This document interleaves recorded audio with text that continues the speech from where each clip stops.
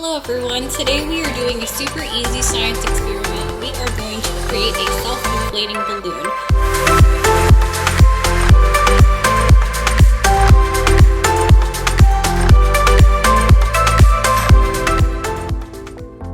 All you're going to need is measuring spoons, a balloon, a funnel, an empty plastic water bottle, baking soda, and some vinegar. So the first step is to measure a teaspoon of baking soda and pour it into the funnel into your water bottle. So let's do that. Make sure it all gets in. Next step, we're going to put 3 tablespoons of vinegar into the balloon. Make sure you put the balloon snugly around the funnel. So 1,